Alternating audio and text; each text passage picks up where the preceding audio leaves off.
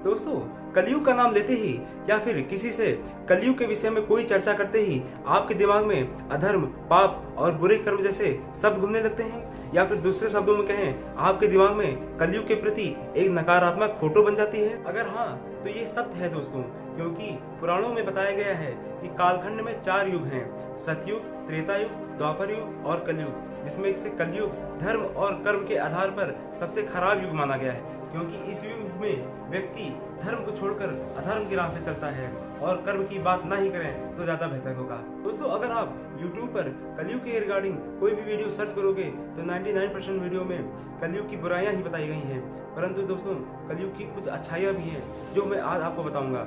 उसको जानने के बाद आपके मन में जो कलयुग के प्रति एक देखने का नजरिया है वो चेंज हो जाएगा, वो बदल जाएगा। लेकिन दोस्तों, अगर अभी तक आपने मेरे चैनल को सब्सक्राइब नहीं किया है तो मेरे वीडियो को लाइक और कमेंट करके मेरे चैनल को सब्सक्राइब जरूर करना। दोस्तों, अंजनी पुत्र हनुमान जी अजर और अमर हैं। उनको स्वयं माता सीता जी ने अजर और अमर होने का वरदान दिया था। वे त्रेता युग में भी थे, द्वापर युग में भी थे और अभी कलयुग में भी हैं। जब द्वापर युग का अंत हुआ और कलयुग का प्रारंभ हुआ तब पूरे संसार में राजा परीक्षित का साम्राज्य था। राजा परीक्षित पांडवों के वंशज थे।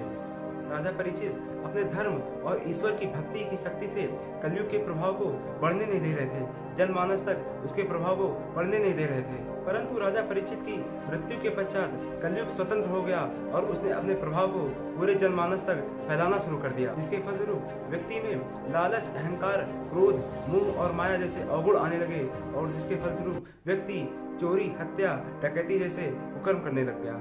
ये सब जब हनुमान जी ने देखा तो उनको काफी दुख हुआ और उन्होंने विचार किया कि जब कलयुग के प्रारंभ में ही इतना अधर्म फैलता जा रहा है तो कलयुग के मध्य में या कलयुग की समाप्ति होते होते पृथ्वी का क्या होगा। फिर उन्होंने प्रण किया कि वो कलयुग का अंत कर देंगे, कलयुग को समाप्त कर देंगे, जिससे पृथ्वी पर सुख और शांति बनी रहेगी।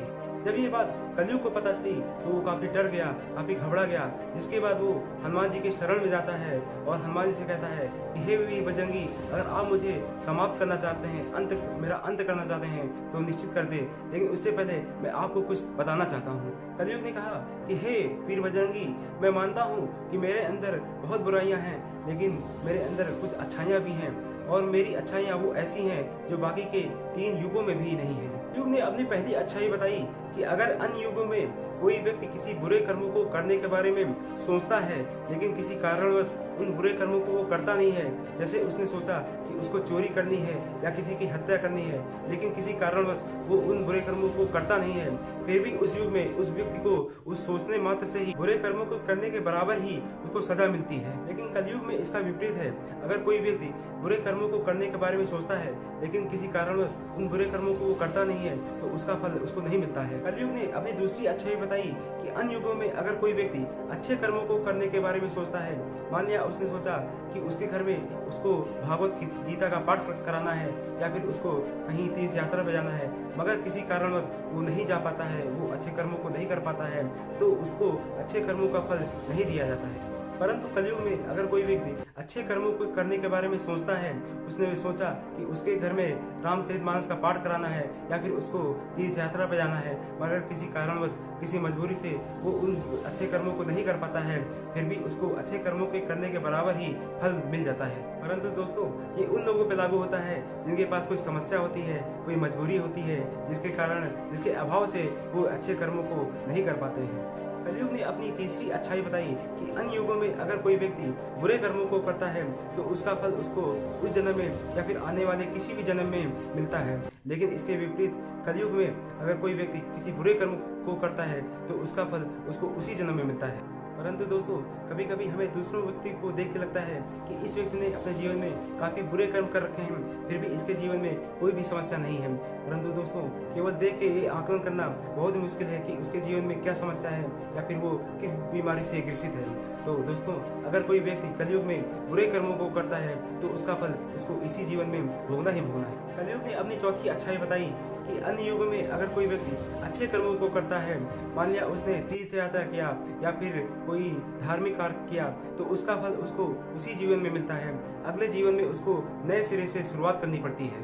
परंतु कलयुग में अगर वो कोई व्यक्ति अच्छे कर्मों को करता है, वो धर्म का काम करता है या फिर तीर्थ यात्रा करता है, तो उसका फल उसको इस जीवन में तो मिलता ही है, आने वाले कई सारे जीवन तक उसका असर रहता है। कलयुग ने अपनी पांचवी और सबसे महत्वपूर्ण अच्छाई बताई कि अन्य युगों में जहाँ व्यक्ति ईश्वर की प्राप्ति के लिए हजारों हजारों साल तक तप और तपस्या करता रहता है, परंतु उसको ईश्वर के दर्शन नहीं होते हैं, ईश्वर की प्राप्ति नहीं होती। लेकिन कलयुग में एक समय ऐसा आएगा कि व्यक्ति अपने संपूर्ण पूरे जीवन काल में अगर एक बार भी राम का नाम ले लेता है तो उसको ईश्वर की प्राप्ति हो जाएगी, उसका कल्याण हो जाएगा। क्योंकि गोस्वामी तुलसीदास जी भी लिखते हैं, कलयुग केवल नाम आधारा, सुमर सुमर नर उतर नहीं पा रहा। तब कलयुग की बातें सुनकर हनुमान जी को संतोष हुआ और उन्होंने फिर कलयुग को जाने दिया। तो दोस्तों, ये थी कलयुग की कुछ अच्छाइयाँ, जिसको जानने और सुनने के बाद आपको एहसास हो रहा होगा कि अभी हम कितने एक अच्छे स्वर्णिम युग में जी रहे हैं। क्योंकि दोस्तों, एक युग जो कि अधर्म का प्रतीक है, इसके बावजूद हमें ईश्वर की प्राप्ति के लिए इतने अच्छे अवसर प्रदान कर रहा है। तो आइए दोस्तों, आज से हम लोग प्रण करते हैं कि अपने जीवन को धर्म और मानवता के कार्यों में लगाकर अपने जीवन के साथ साथ अपने समाज को एक नई दिशा की ओर ले जाते हैं। जय श्री राम, जय महादेव।